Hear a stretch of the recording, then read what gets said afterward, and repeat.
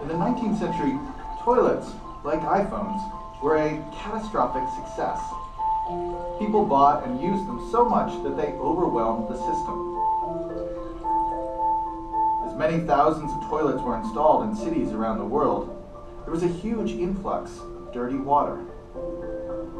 As a result, drinking water became even more lethal. Finding a solution to this problem would begin a new phase in the story of clean. What we needed was a way to kill bacteria on a truly vast scale. The solution wouldn't come from some genius scientist, but instead from a seemingly unremarkable guy, a passionate amateur who happened to be in the right place at the right time. This guy, John Leal. He never became rich or famous, but his work would transform America.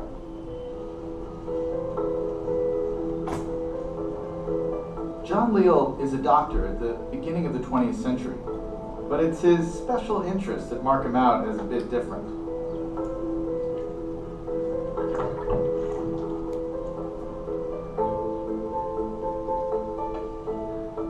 Leal is obsessed with bacteria and water. It's an obsession that had come from personal tragedy. His father had died a slow and painful death from drinking bad water during the Civil War. All of which means that when he's not spending time helping his patients, he's trying to figure out new ways to kill bacteria.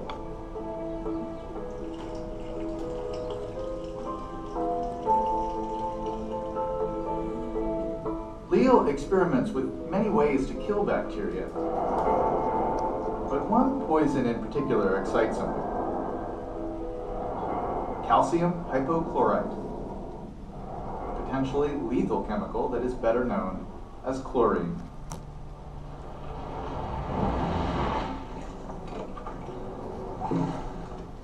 Leal's passion for public health ultimately lands him a job at a big water company. It means he's responsible for 7 billion gallons of drinking water. And it's going to enable him to put chlorine to the test in the most dramatic way possible.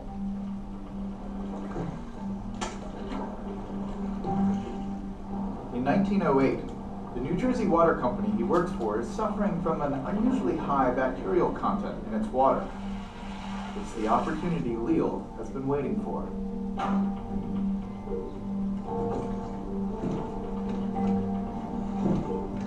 So here's where it gets really insane. In total secrecy, without any approval from the authorities, Leal doses the drinking water supply for a city of 200,000 people with potentially lethal chlorine. To the wider world, it appears as if John Leal is a madman, poisoning the unsuspecting citizens of Jersey City. The public and even many scientists are intensely hostile to the idea of drinking water being tampered with. One notable chemist of the time comments, "The idea itself of chemical disinfectant is repellent." With public opinion against him, it's a truly unbelievable risk, but Leal sticks with his plan.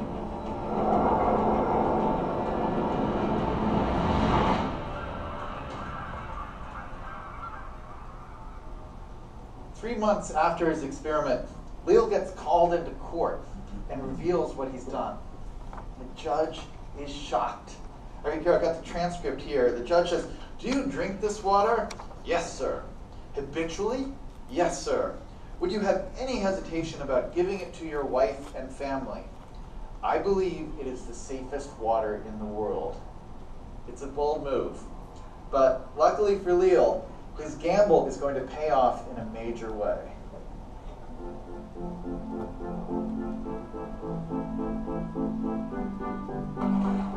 The project is such a success that within a few years, the chlorination of drinking water is rolled out throughout the U.S. This is the graph of typhoid deaths in the U.S. Look at the point where chlorination begins.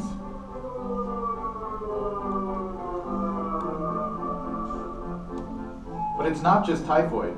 In just a few years, infant mortality in America is almost halved. But Leal's chlorination project wasn't just saving lives. It was also transforming how we have fun. Post-World War I, nearly 2,000 public baths opened in America, and a whole generation of humans learns how to swim.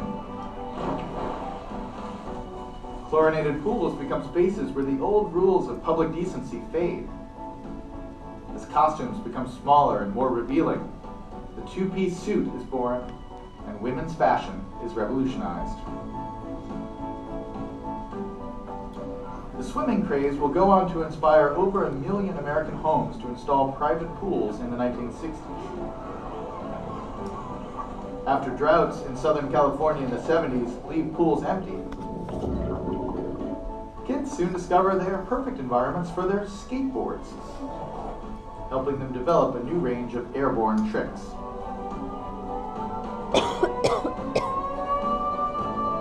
All these developments have roots in that huge risk taken by John Leal, one of the 20th century's most unlikely heroes.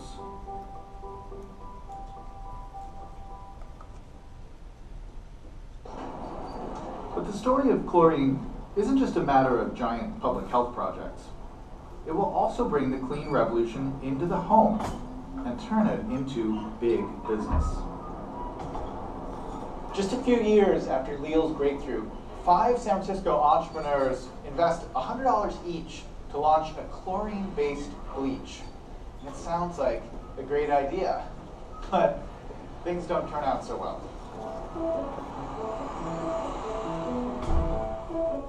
The bleach is aimed at big industry, but the sales are very poor and the business appears doomed. But the Clorox Chemical Corporation, as they will call themselves, are destined for success, thanks to a bright idea from the wife of one of the investors, Annie Murray, and the shop she runs in Oakland, California. People, this is your kitchens are disgusting. You need this product. Kills bugs dead. Annie Murray is not one of the boys, and that means she recognizes something that no one else has considered. Chlorine bleach can become a revolutionary product for people's homes. Acting on her insight, Murray creates a weaker version of the chemical and puts it in smaller bottles. The store is mostly empty now, but you can imagine in 1916, this is a bustling grocery store, and Murray is so convinced of the demand for this product that she starts giving away free samples to her customers. Please try this. It's very, very dangerous. I think this is something that you seem like you could use. Business is booming. This is fantastic. And within months, bottles are flying off the shelves. Murray might not have realized it, but she has invented an entirely new industry.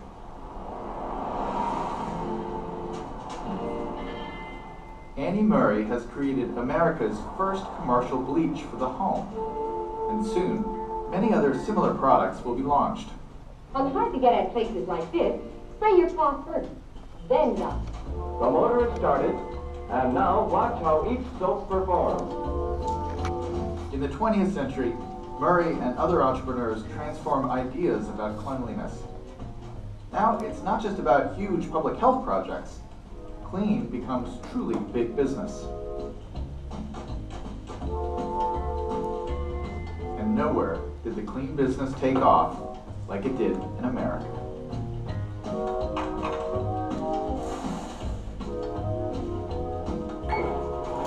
I would say that the big years for convincing Americans that they needed to be really, really, really clean was the 1920s, because people were flooding into cities. Men and women were working together, very close together in offices and in factories, and they were also the ambitious ones. They were the ones who'd left the farm. In this new environment, radio and television rapidly become popular pastimes for city dwellers with disposable incomes. Hey, come back here!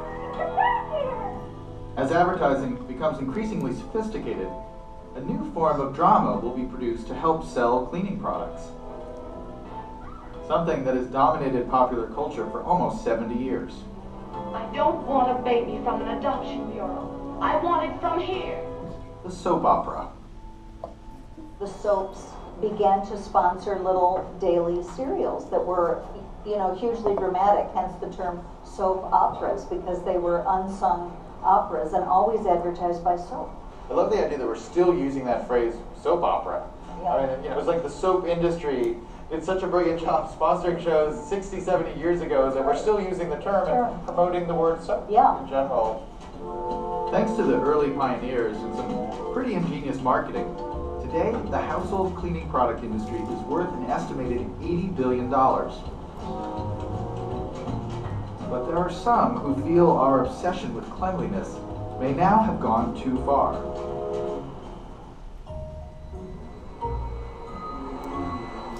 Some research suggests that our ever cleaner world may actually be linked to increasing rates of asthma and allergies.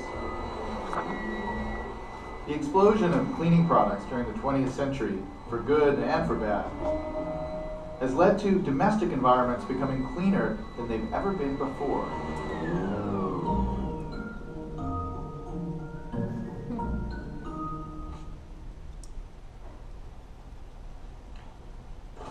But the ultra clean revolution didn't just help us keep our homes germ-free. It also helped invent something new, something we rely on every second of our lives. And it's manufactured in a room behind this door.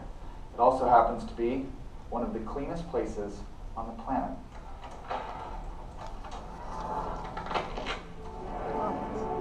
This is a Texas Instruments microchip fabrication plant. The chips made here